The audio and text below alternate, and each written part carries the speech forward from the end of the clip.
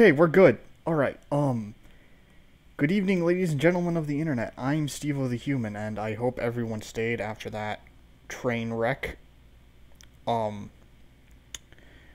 what I'm going to do is do some reading aloud of my own story, and seeing if it's any good. I'm, what? What is it, Koishi?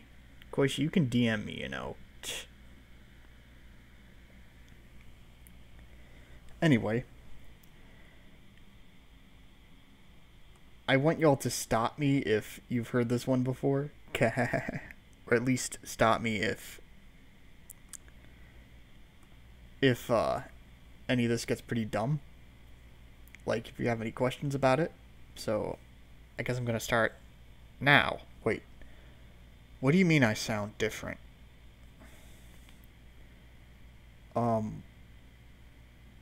I don't sound very different from what I usually do. I mean, how do I sound different? It might be because of the update, or because of my mic. Like, my mic is... My mic, for some reason, decided to be more sensitive, so... now it's coming in higher quality. Really now?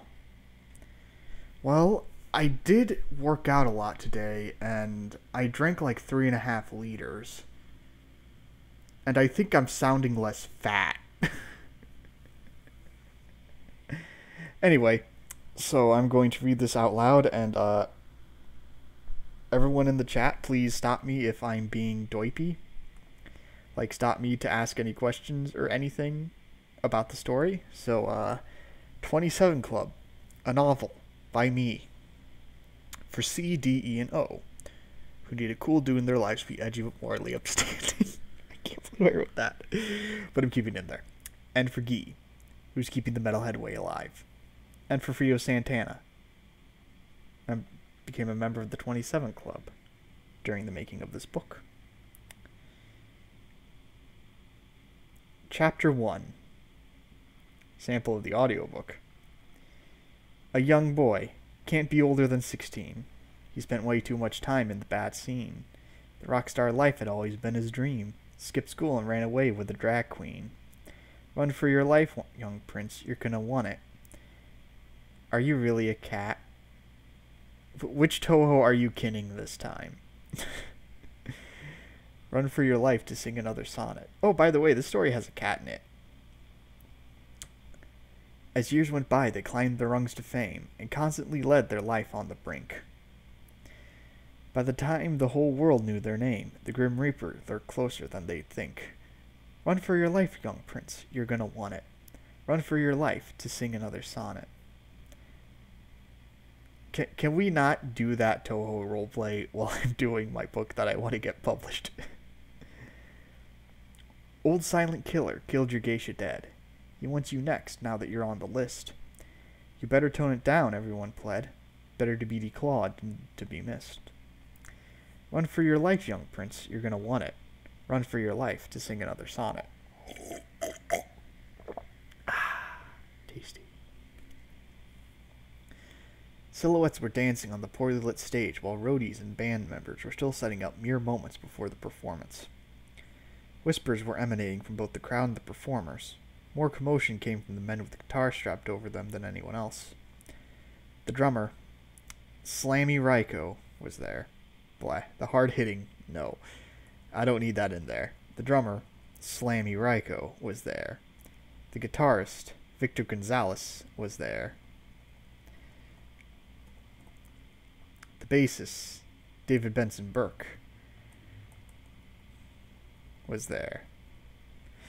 However, C.C. Prince, lead singer of the Bad Enough Dudes, was nowhere to be found.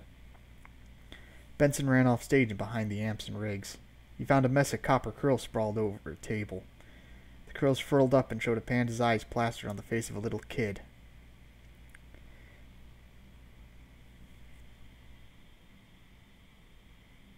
Let's see. And saw a panda's eyes on the face of a little kid.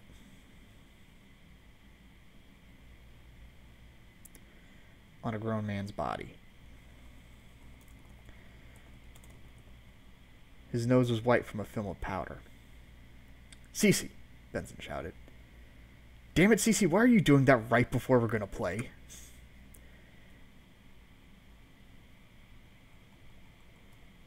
No, Benson does not swear. Cece Prince stared at Benson like a deer in headlights. Huh? He wiped one hand's fingertips down his cheeks. Oh shit, already?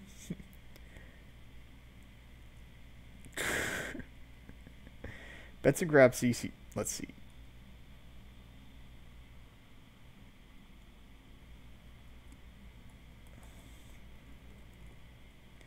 He swiped one set of fingertips. He swiped 4 fingertips down his cheeks. Oh shit already. Benson grabbed Cece by the arm and yanked him off the table. He said, "Come on, get on stage." Benson marched around backstage. Marched around the rigs and decorations, positioning Cece before the crowd. When the two stopped walking, a spotlight shone on Cece, and he appraised the crowd. And he appraised the audience. Then he rubbed his nose. With his palm, loudly snorting until his nose was completely clean and the same color as the rest of his face. He huffed loudly and stepped up to the microphone. After done.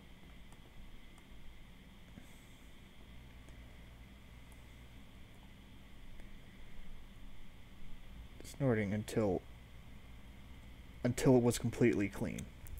Yeah. Then he rubbed his nose with his palm, loudly snorting until it was completely clean. He huffed loudly and stepped up to his microphone, grabbing it with both hands. He sneezed, then sucked in a breath through his mouth. Good evening, Cece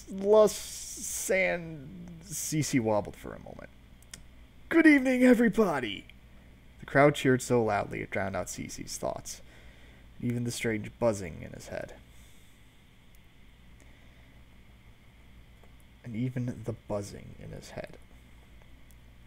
I see you guys are already having a good time, and we're gonna make it even better. I got some great news, everyone. Hey, today is November 30th. It's my birthday.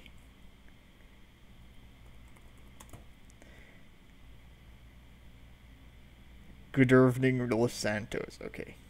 The crowd cheered again. Isn't it great? He said. I'm 27 years old. The crowd screamed louder. Sheesh, why is that an accomplishment? We're not in the fucking medieval times. 27. Why am I laughing at my own jokes? Anyway. You can lie in your ass all day and reach that age. Now 28, that's a whole other story. Not sure if I can live to see that. Wish me luck. Cece had to sink his head aside. To chuckle under his breath, but his laughter still made out the amps. Kind of like what's happening right now. The crowd still cheered as if reaching age 27 were still an accomplishment. No, we're still something to brag about. Yeah. Alright, Cece said. Who's ready to hear some music? The crowd's expected cheered again. Victor started the opening riffs to the hit song Livin' It Up. Cece looked back at Victor while Slammy tapped a metronome on his ride cymbal. Yeah, and I think I'm gonna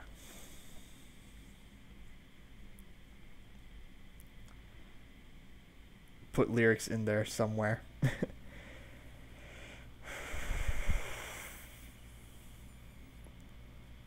Also, I think I'm gonna resolve this. Oh, cool.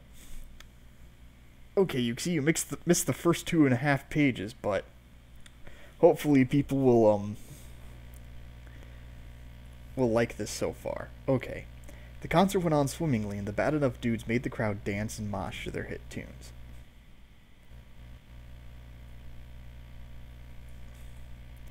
Their music.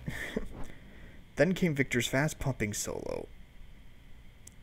in their only prog song that went on for 9 minutes. People...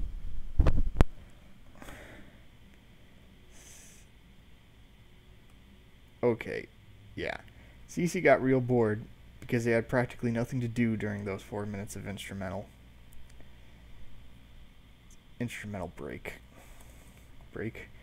So he decided to beat on an amp that was in front on. So he decided to beat up an amp at front stage.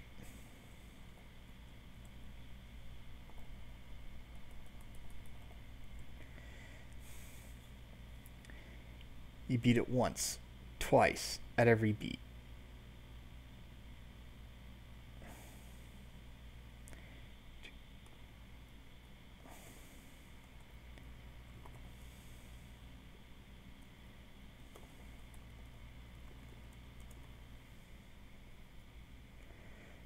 He waved his arms and demanded the crowd to clap along with huge motions around his head and shoulders.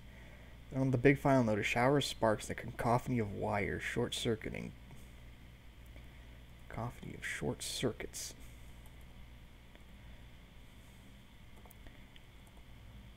Blasted out from the amp under CC's foot.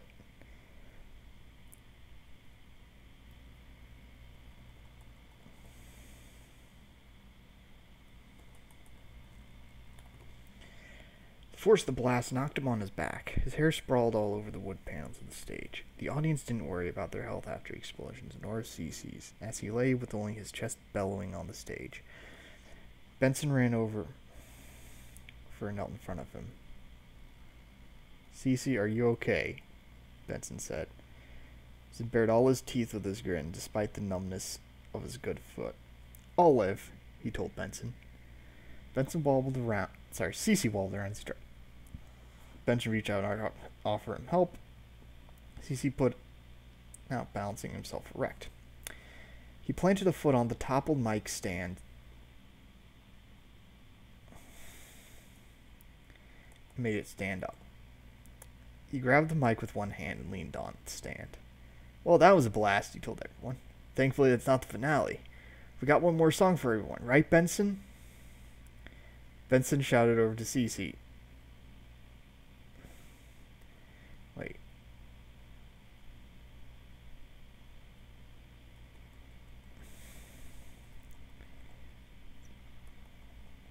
"That's the last song for the night." "Come on," CC told Benson, though pointing his gob at the mic. "Just one more. If we didn't say fuck with that," he says. "That was our second song." "Well, I guess I'll just have to improvise," CC said. He then turned to the crowd. "Hey guys, want to get a taste of why we don't let Slammy write songs? Here's a song that he actually wrote." He lifted one foot, then another, as if he were about to lift 500 pounds of iron with his bare hands. Then sucked a huge gasp inward, then started singing.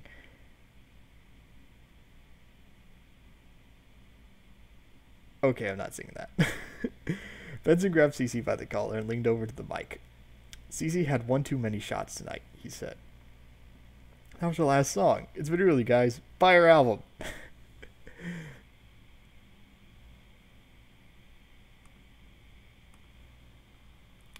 Benson walked away, still holding.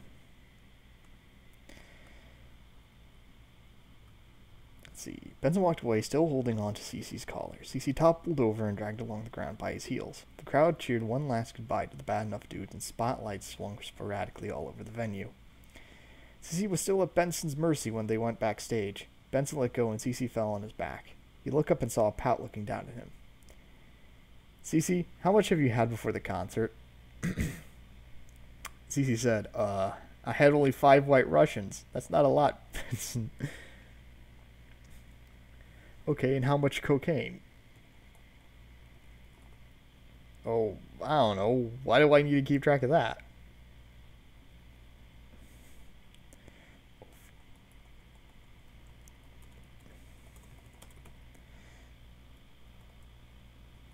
"Oh, for the love of..." Benson said. He looked up and saw Victor and Slammy put away their equipment while he had to deal with the glorious...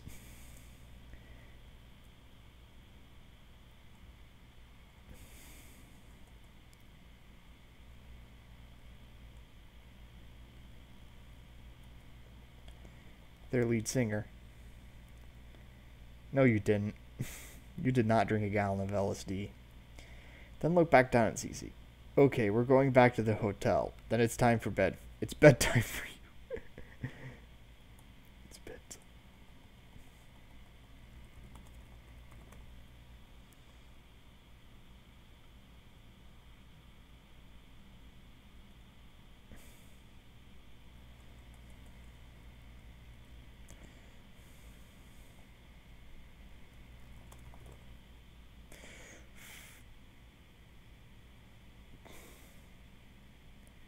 Okay, enjoy dying.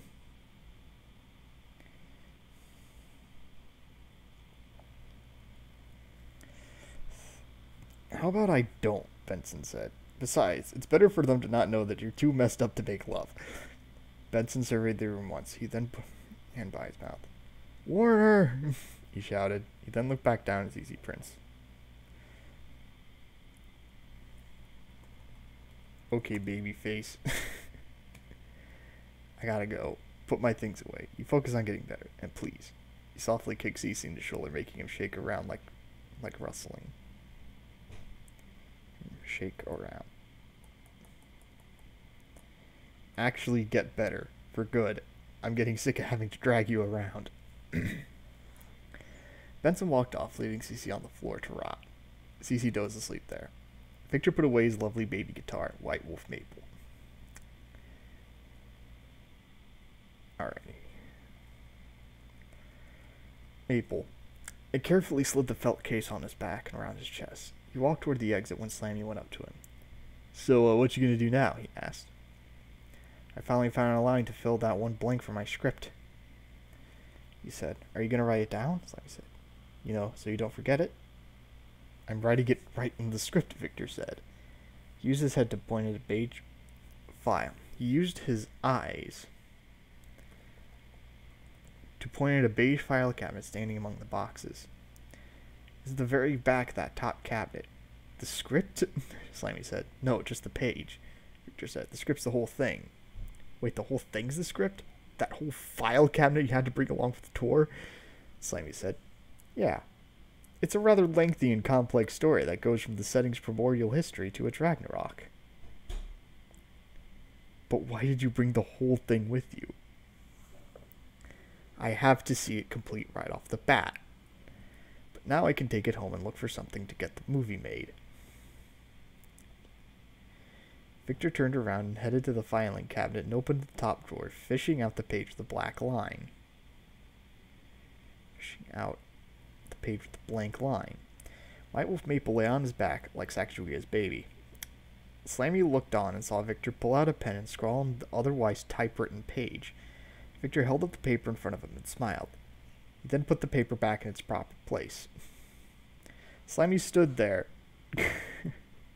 Slammy stood there with his jaw dropped. All that? Slammy said. All that, Victor said, patting the top of the file cabinet. And it's all done.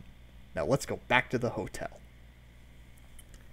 Okay, for everyone who has not fallen asleep, how was that chapter?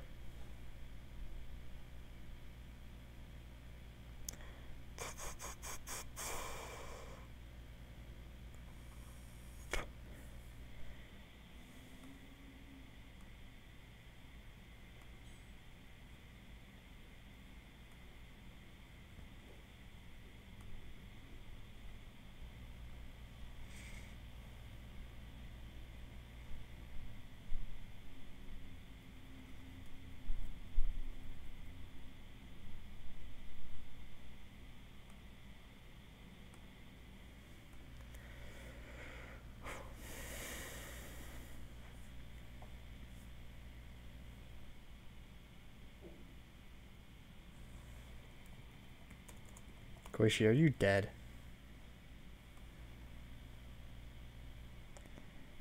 So, Spastic is kind of derping around, so I guess we'll just go play some Jackbox games instead.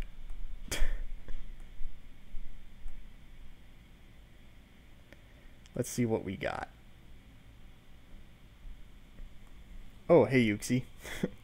Notice how you came along when I thought, you know, let's just play some Jackbox games. while we wait.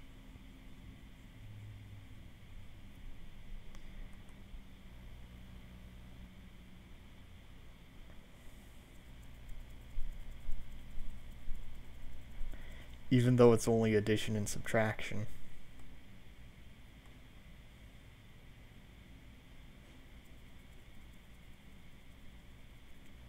And you haven't been paying attention to my story, you're just here for the Jackbox? I see how it is.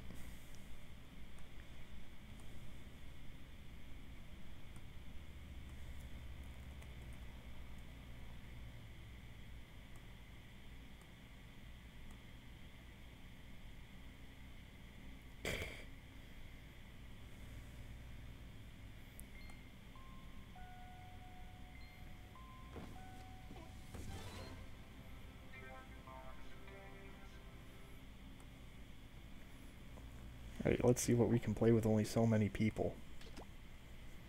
Oh, alright.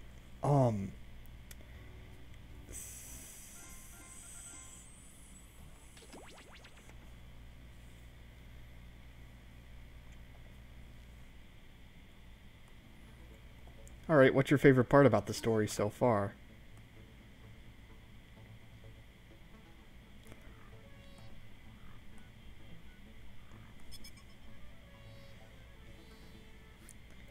Oh well, let's see. You're very May what? Alright. So we might have to play with Greg too, but oh well. I'm glad that it's healing your story. Would you read the whole thing if I gave you the story?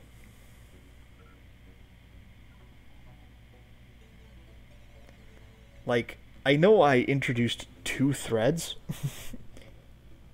in that story, and I hope that's not too complex. And I hope I didn't introduce too many characters at once.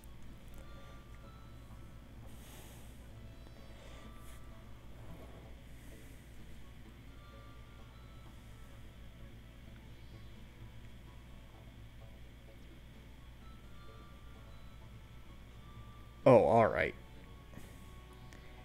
Wait, revision for math? What do you mean? Did you break math? Last time I thought I broke math, I thought the natural log of 1 was e, even though the natural log of 1 is 0. Oh.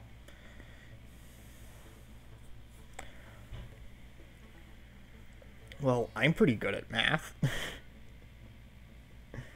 Let me show you how to be good at math. If you want to sex me, you have to be good at math. You're not good at math, then you say, look at that. A little kid kicked you, and I don't give a crap. Forcing with the president to cry and laugh. What if I did, and the chicken had gas? Wait a minute. I don't think any of you know what that song is, and I just realized that I've been... Oh, trigonometry. You know the unit circle, right? And you know SOHCAHTOA, right?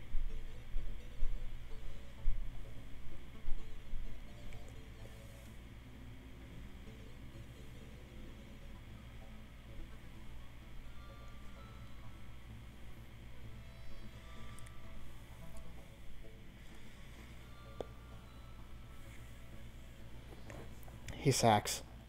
We're going to help Yuxi with trigonometry. Okay. The unit circle is a diagram that's good to memorize to be good at trigonometry.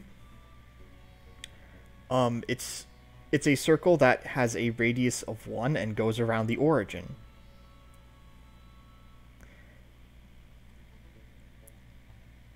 And it teaches you which quadrants of the circle end up with a positive number for a sine, cosine, and tangent.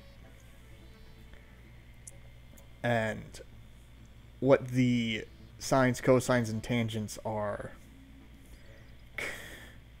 What the sines, cosines, and tangents are for 35, 40, 30, 45, and 60 degrees.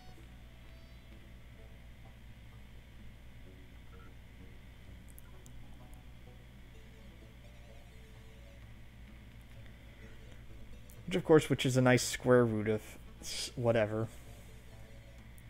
because it's like it starts with square root of 1 over 2, which is a half, square root of 2 over 2, which is square root of 2 over 2, square root of 3 over 2.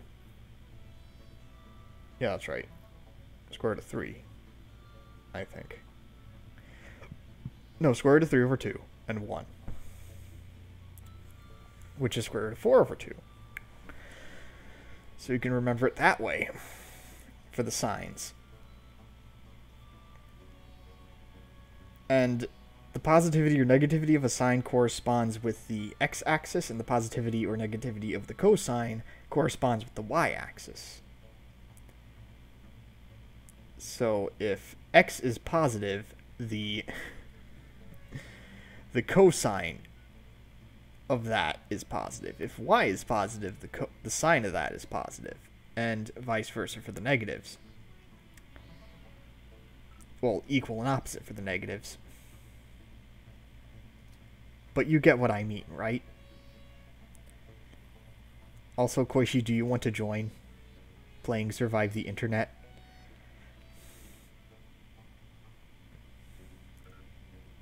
Answer, you do.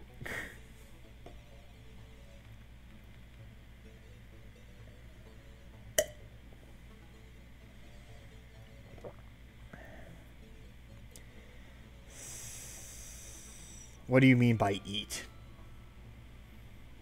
Tabenaite kudasai.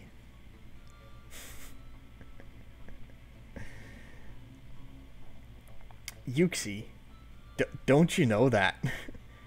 Yuxi, don't you know that the sacrament of communion is voring Jesus? Oh, everybody's in. Alright, let's do this.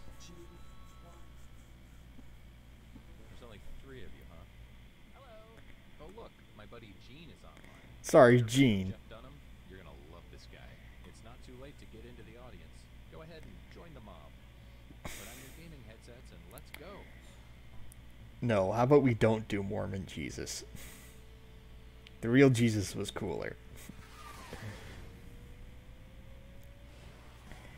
Alright, let's see. Hi, I'm Todd. You know, the internet may just be a bunch of ones and zeros, but you're more than just a number to me. In case you need some instructions, check out this quick tutorial. Hey guys, what's up? Wait, am I covering up the room? Oh, good. Survive the internet. So in each round, you'll get a prompt on your device. Go ahead and answer it. Those responses will then be sent to another player. I feel like I'm nodding like in Pop Team Epic. Words in the most ridiculous way possible. Like, So if selfie sticks are quote super dumb, then I would take them out of context. Say we're on a news site. Their super dumb would be an outrageous comment to what headline? Oh, I got it. Everybody then votes on whose comment looks the most absurd. I get rewarded for writing the twist, and Paul gets some pity points for looking foolish. The person with the most points at the end of the game wins. Okay, that's it. Thanks for watching. Please like and subscribe. Please. I feel so empty inside. Let's start things off at crowdfunding segment. Crowdfunding, alright. So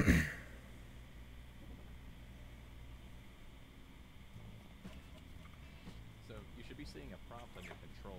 There are no wrong answers, so just answer honestly.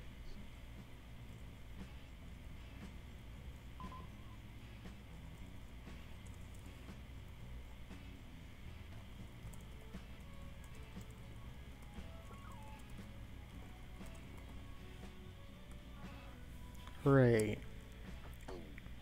This is going to be a quick round. While you wait for Spaz to take 5 years. Comment has been sent to your device. Twist their words in the funniest way possible.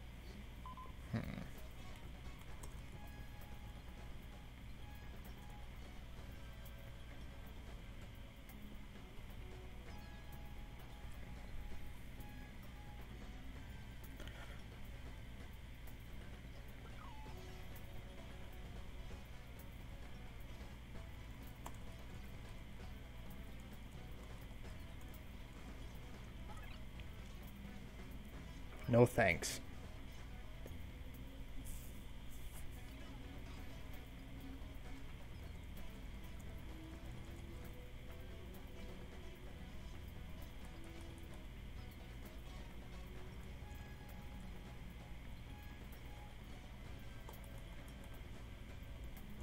There we go. Do you regret your decisions? It's too late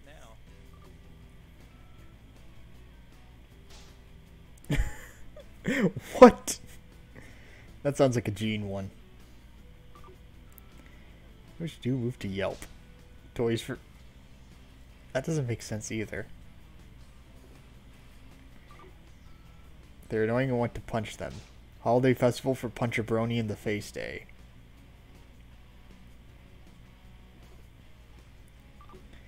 We got, it goes perfect with cookies. Petition to gather Stevo's flesh. I'm gonna have to tie you up for that. Vote for the comment you think looks the worst in this context. I mean, I know who I'd vote for, but it's up to you.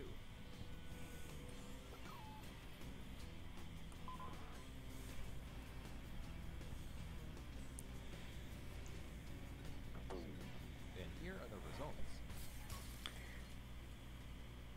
Here's who twisted your words. Some points for them. Wait, that was Yuxi who said gather my flesh?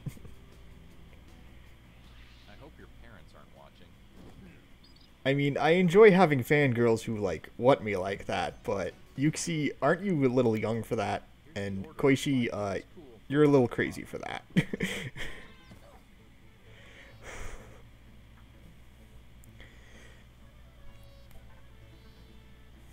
let's move on. Let's go to job networking site. Oh boy.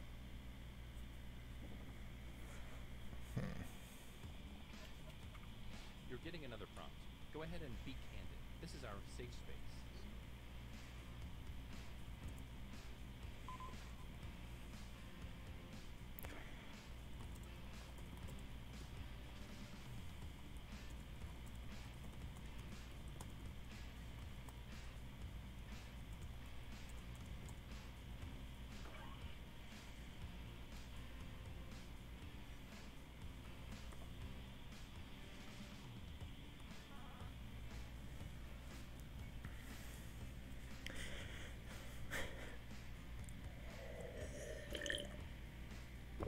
I'm scared of what's gonna come up.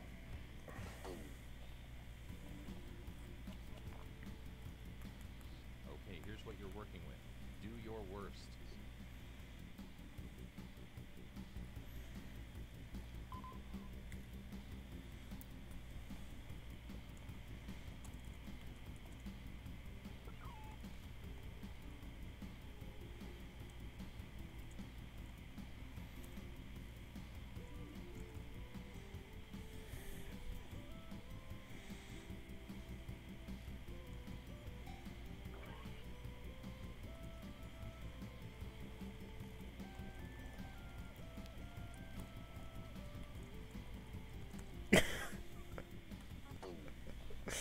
Alright, Here we go.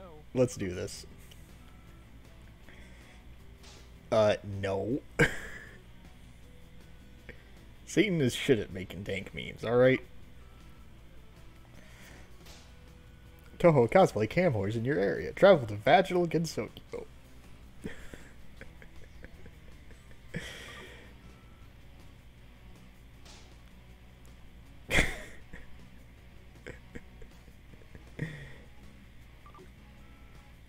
Stoked man who treats us fairly. Boo. Here are your candidates. Now place your votes.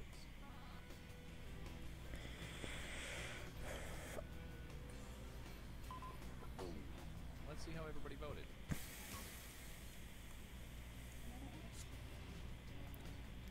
Hooray, I kinda won.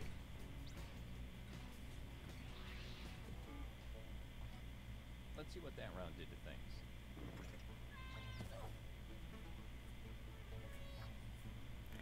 Alrighty, I'm gonna, like, pull ahead, I think. Let's switch things up and go to check-in site.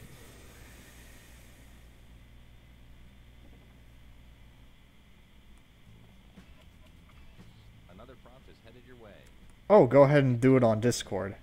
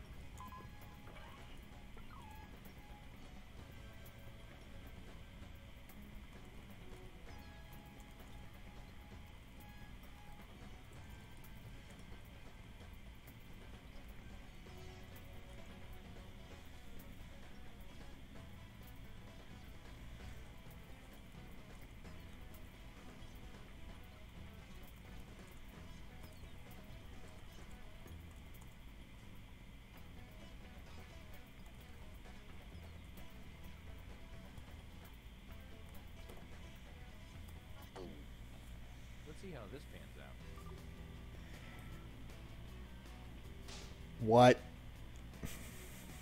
That doesn't make sense. Oh well.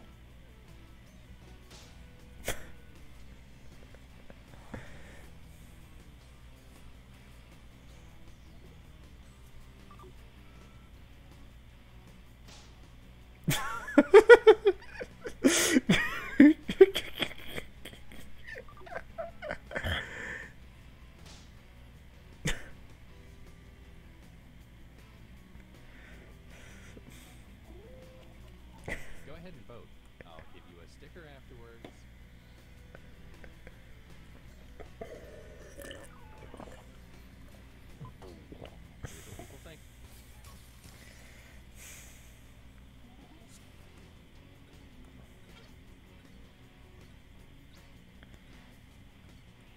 Good grief.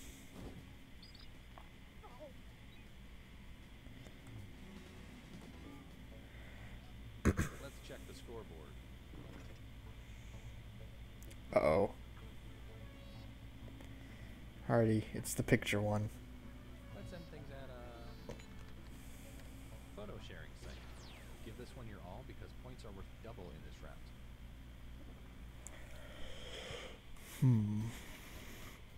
All right, here's your last prompt. You know what to do.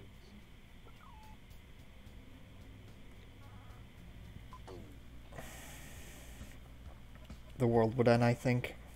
It's time to take the gloves off. Really go for it this time.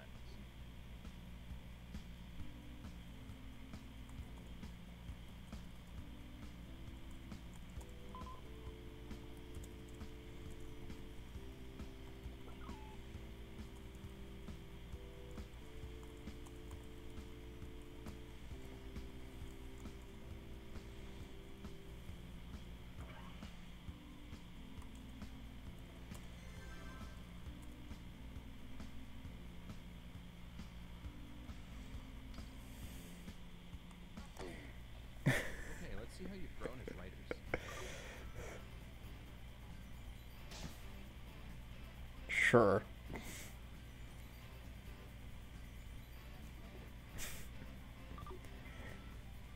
The cats is okay.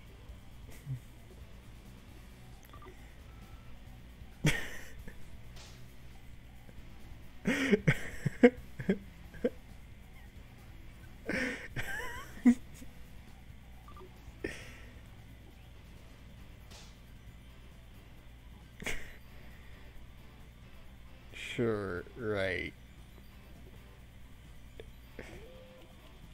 Okay, go ahead and cast those ballots.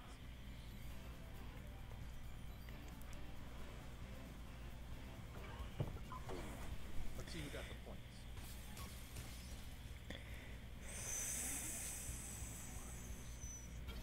Yuxi, you done one. Wow, you guys are really giving it to old Gene.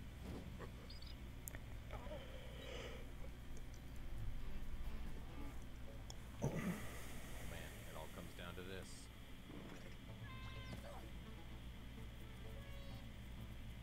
Yuxi, you absolutely whooped. Well done. This has to be one of your all-time highlights.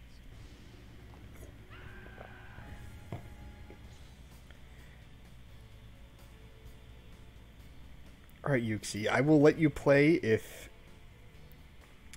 you can answer this question. What is 1 minus the cosine squared of x?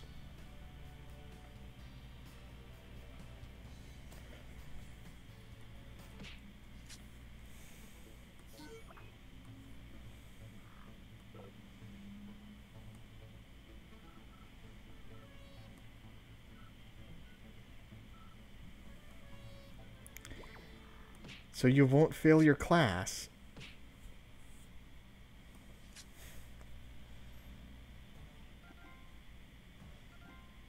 So tell me what it is.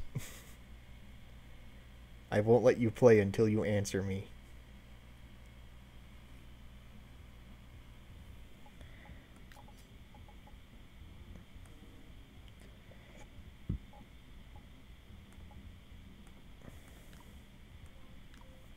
Nope. Wrong. Don't you remember?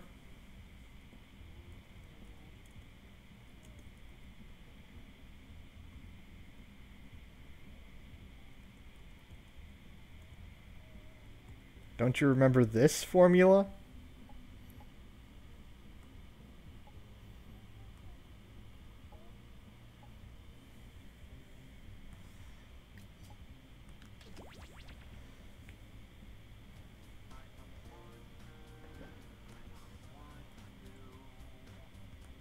What's this?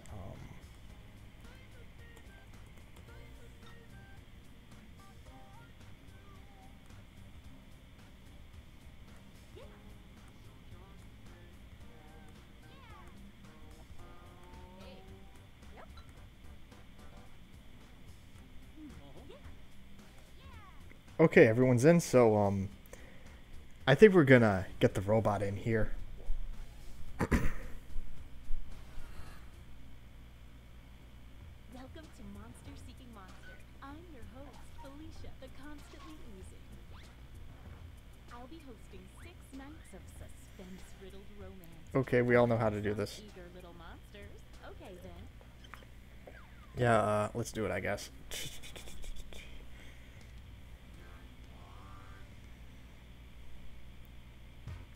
Let's start by chatting with other players and trying to set up dates. You can only send 4 messages each night, so use them. Constantly oozing.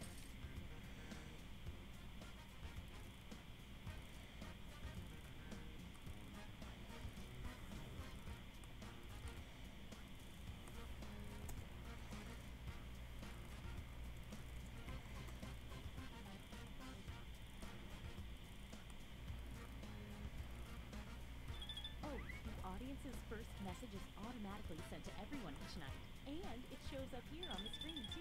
Isn't that fun?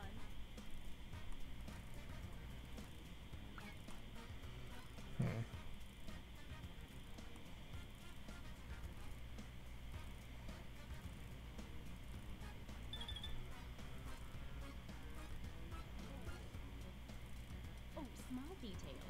Your secret messages might not be secret forever, so keep that in mind.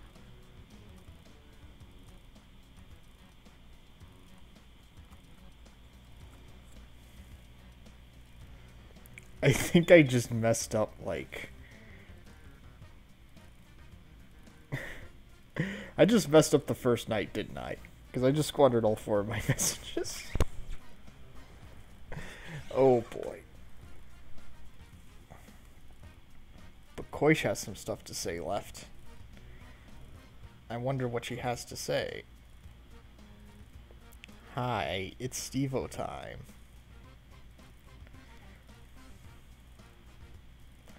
Okay, I think after this game we're going back to my novel. And we're going to try to figure out Now, on the device, pick the one person what we're doing. going on a date with tonight.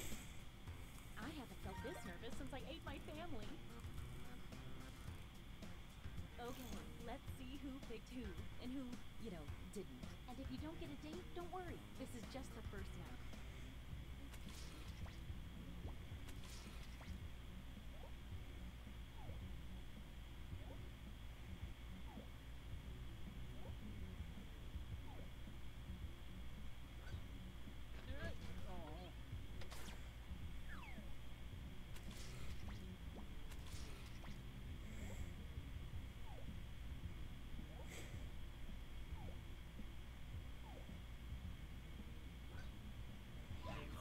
Hooray.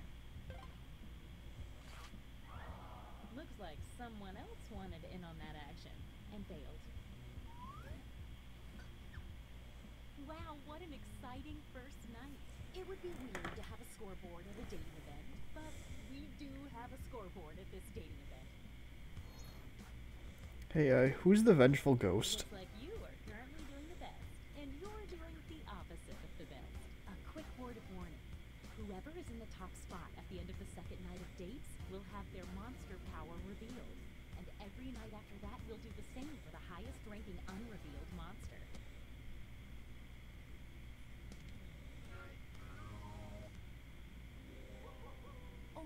Just an FYI, there's a full moon out tonight. Maybe that affects you. Probably it doesn't. You can double check your monster ID if you can't remember. I just know these things because I've been playing the game long enough. Now that we know how this works, let's just jump into sending out those messages.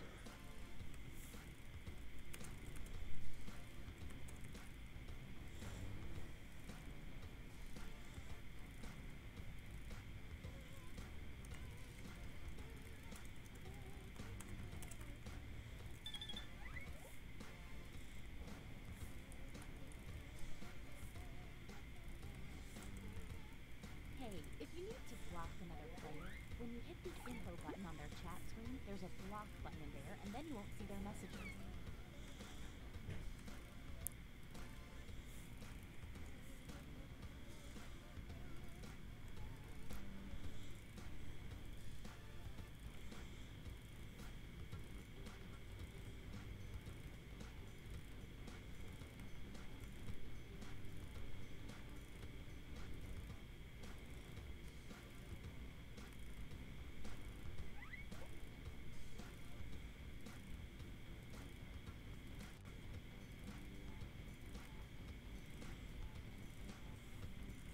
Second warning.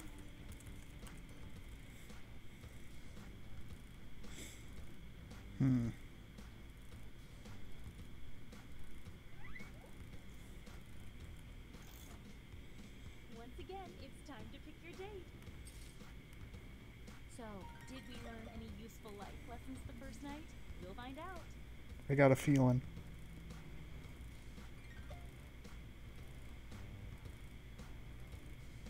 It's date time.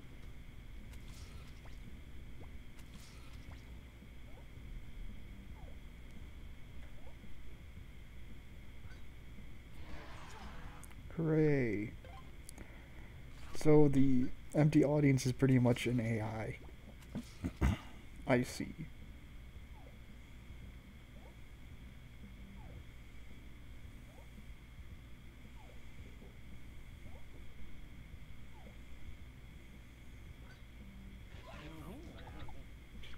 That's a very chatty love connection.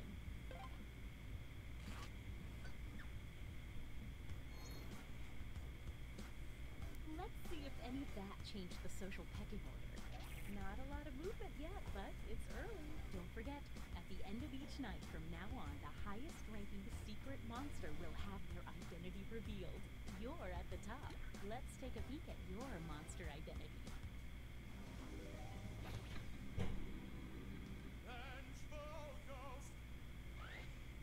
The Vengeful Ghost starts the game with a bonus heart.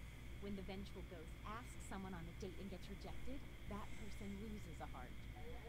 If you need to read that again, you can always see the monster power rules for a revealed player by hitting the info button on their chat screen. Uh-oh, where's the robot? Uh-oh, full moon tonight. I think we're gonna have to Message time. reset it with the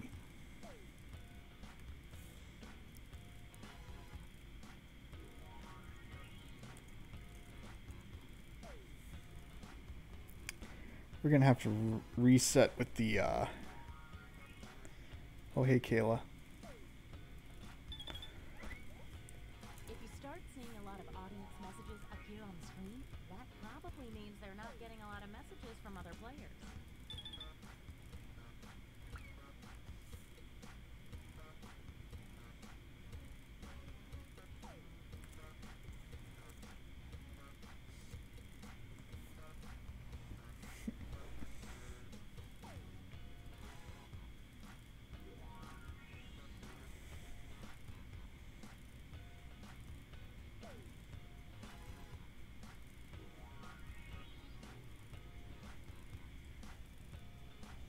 I do want the robot, so I might turn off the audience for next round to get a robot in here. And hey Kayla. Hey, 20 seconds.